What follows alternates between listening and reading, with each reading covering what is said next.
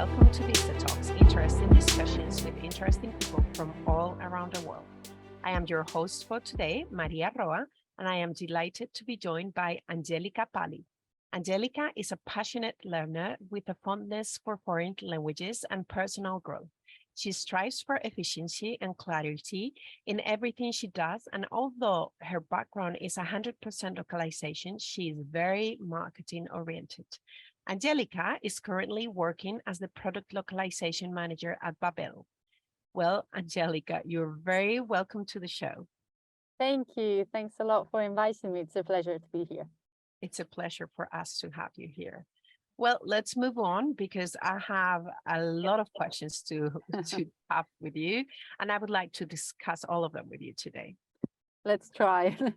Yeah, I always like to ask our guests first, how did you get started in the industry? Were you always interested in language translation and localization? Well, actually, I was. So I come from a monolingual family, and we've always spoken Italian and just Italian at home. However, I attended a normal kindergarten, so not a private school, just a normal kindergarten, but in Florence, Italy, and it was very international.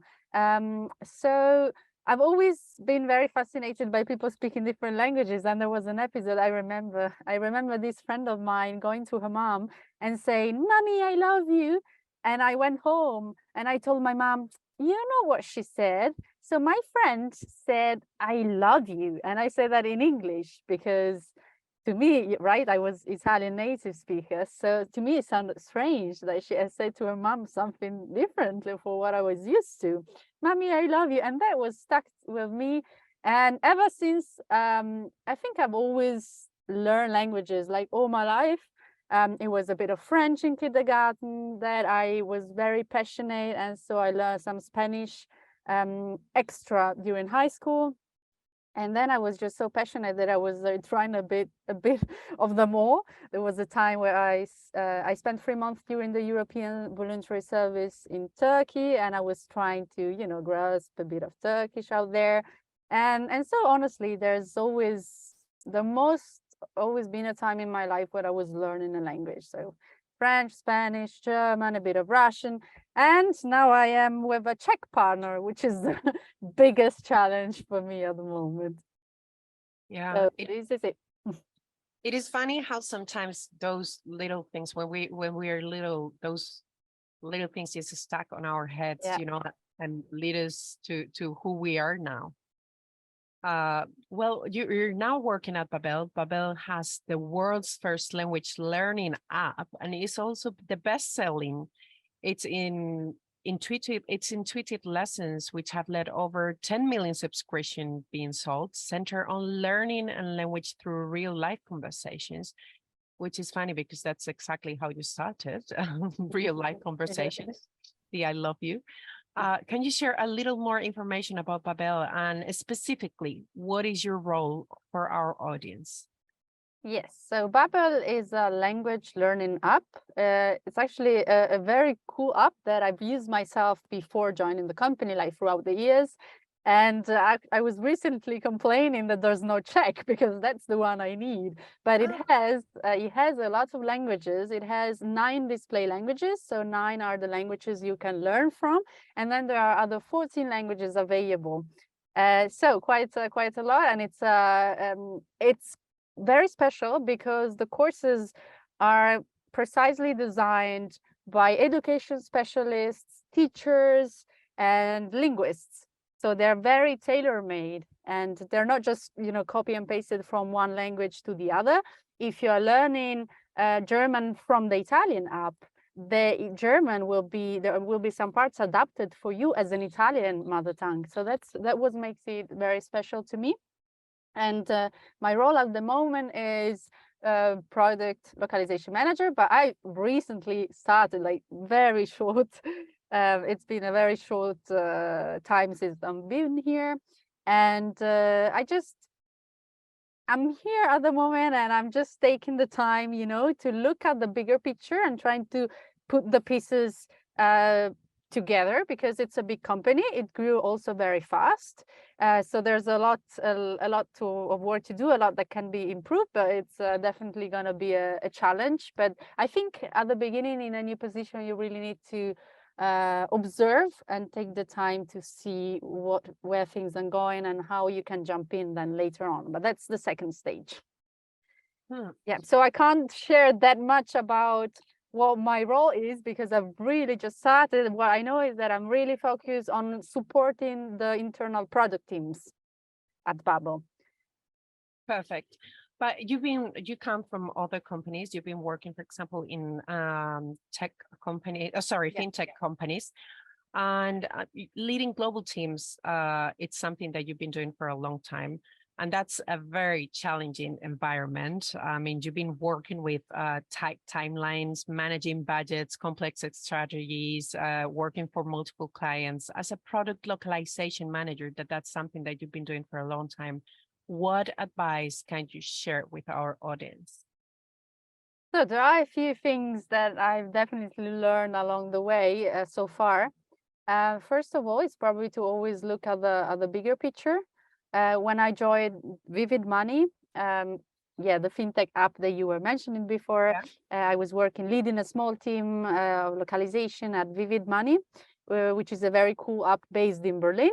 And when I joined, they had no idea what localization was, right? The first day, they literally flooded me with stuff on Slack to be localized. It was Vivid Money. It's still a startup, and it's still growing.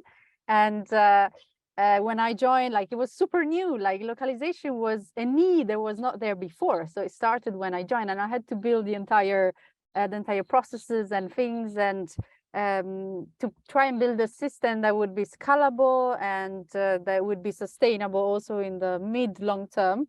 So I think the first advice is always to look at the big picture, because you want to know where you're going, what you're doing, and you need to really take a step back and see, okay, where is the company going? What is the localization need going to be here? So that's very important. And the way I see it is, so to me, the localization team is always a team that is there to serve and support other teams, especially like the product teams or the marketing team. So we are like facilitators. And in Italian, we say to be like parsley when you're like everywhere. So that's what we need to be. We need to be at the center and knowing a little bit of what's going on in all departments, right? We need to be involved here and there to make sure that when the company gets to market, everything has been properly localized and adapted. So in general, look at the big picture is definitely the first thing. Be involved a lot with, right, be mindful of the role. So be involved with the right people, try to get involved in the meetings even before things come to localization. That's very important. Like the steps before in design, in product, they are very important as well to allow the localization team to do the job properly. And that's definitely an advice that I would give to the audience to be mindful of that. And then also, I think two more things that I'd like to share on this. One is on leadership, which is actually not something I say, but a friend of mine mentioned it the other day, and I really liked that, and I would like to share that. She mentioned that she has a few people on her team, and her job is really to understand what that person needs in that moment as a team lead. So that's very true. As a team lead, you need to be not just to lead the team to do things, to do tasks, to bring them to, to deliver them. You really need to be mindful of what the team members need in that very moment. One person might need more freedom, and the other one might need very challenging goals, and the other one to be more, not controlled, but like a little bit more involved maybe, or followed in some things. So on leadership, I really like that, and I would like to not only I would like to invite the audience to take this on, but also to invite myself to remember this, because I think that's a very good piece of advice. Like as a coach, as a leadership, as a leader, really remember what that person in your team needs at that very specific moment, because we're all different and we're all in different phases of life as well. And then maybe the last one would be about culture, as localization project managers or team leaders or head of localization. We are the ones who should also be aware of what's going on in terms of cultural conflicts, of intercultural communication within teams. For instance, I remember there was some friction in my previous company in terms of processes, and that was due to a cultural difference, to a very strong cultural difference. And sometimes other people do not see that, but because we are localization managers, we should also be the one trying to take a step back and say, okay, here we might have a cultural issue.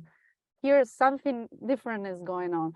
So I would also invite the audience to keep that in mind, because the culture we come from does influence how we work, how we think, and yeah, everything we do basically in daily life. And sometimes we think like, oh, that person was being rude, and then you realize, oh no, but that's just, I can't say the nationality, it's the German. Joking.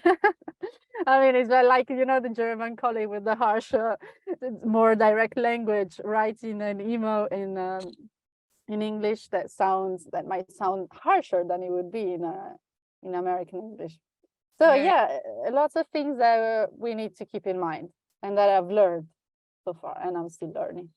Yeah, so I guess it basically what you're saying is teamwork, coaching, and culture. And I think it's really interesting, this last point that you're talking about culture, because I mean, at the end, VistaTech is also a multicultural, I mean, global company. And we work every day with people from every country.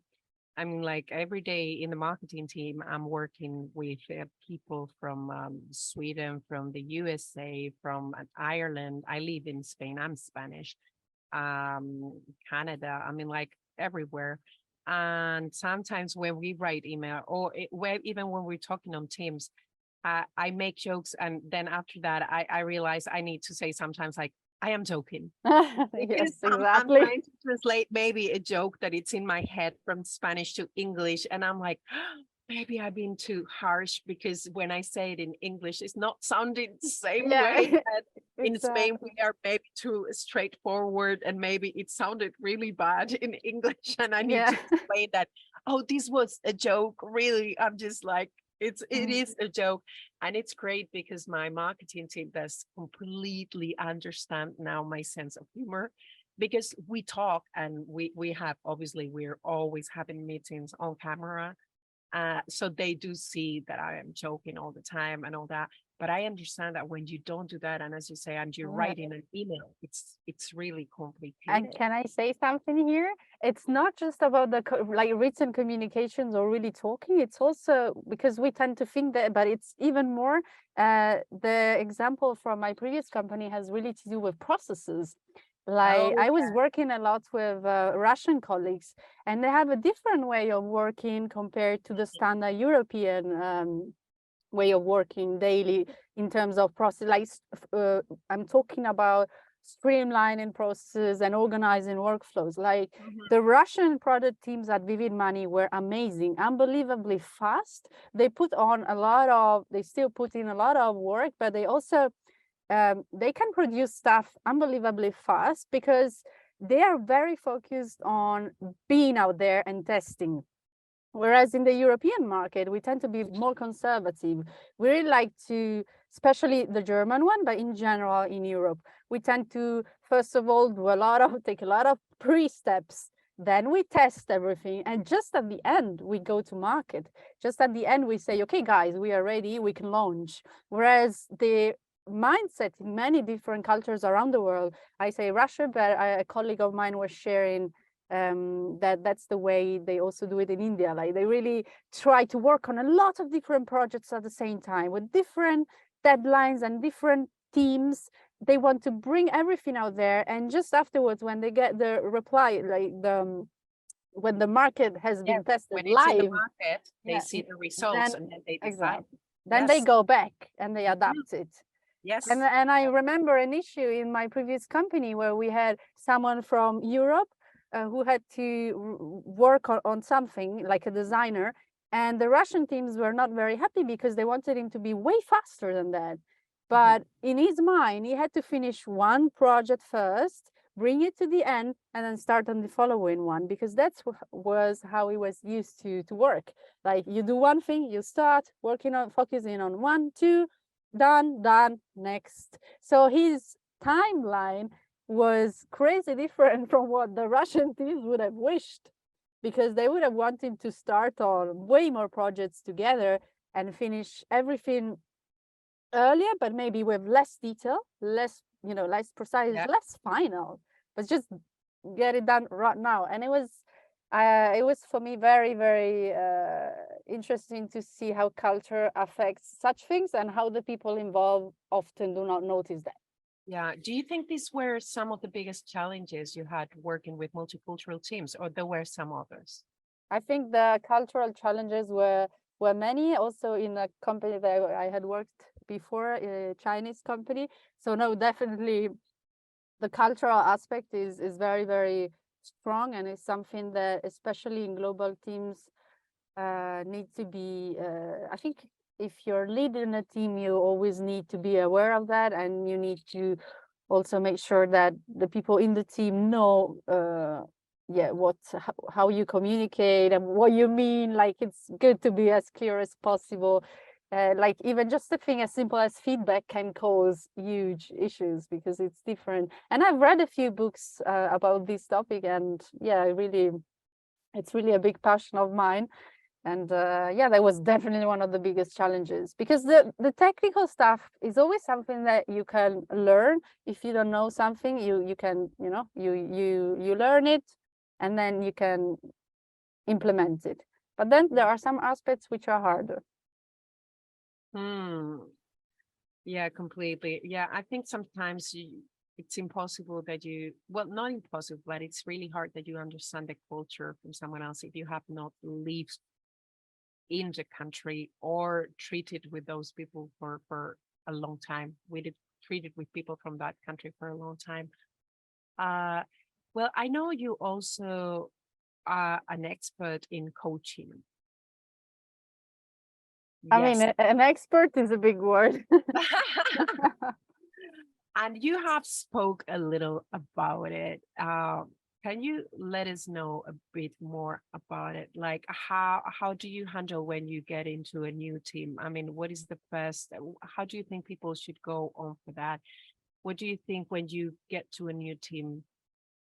How would you handle it? I mean, would you talk to each people individually? Would you?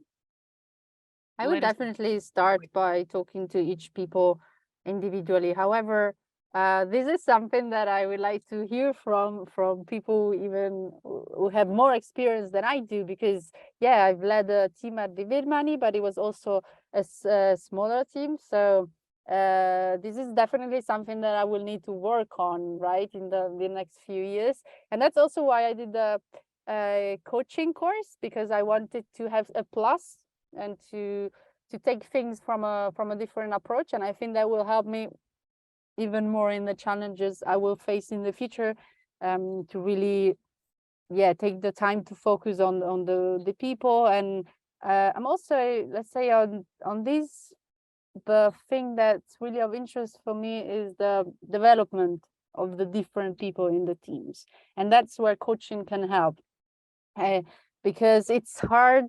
Sometimes it's hard to talk to your team member and get a real honest answer. You need time, right? And so to really understand what they need and how they can develop, how they want to develop, that's really tough. And coaching can help with the way coaching works, with the way the questions are structured, the way the relationship is set.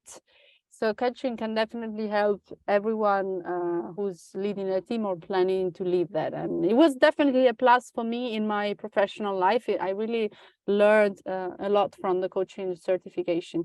And there's also, I mean, I hope in the future to do even more, like maybe team coaching. We'll see. So what advice would you give to individuals just getting started in this industry? Yes, so as I mentioned, always look at the bigger picture and try to really focus on the people, not just on the processes, because processes can be built and changed, and we can always test new ones and adapt them. But the people are the ones who make the difference, especially in a team. Yeah. And yeah, as an industry, I mean, localization is very interesting. So we always have people from very different backgrounds coming and joining. So that's also something that someone leading a team or someone getting in localization needs to keep in mind. Like when you work with the engineers, you can have a certain approach. When you work with someone for marketing, you kind of have to slightly adjust that. So. Yeah.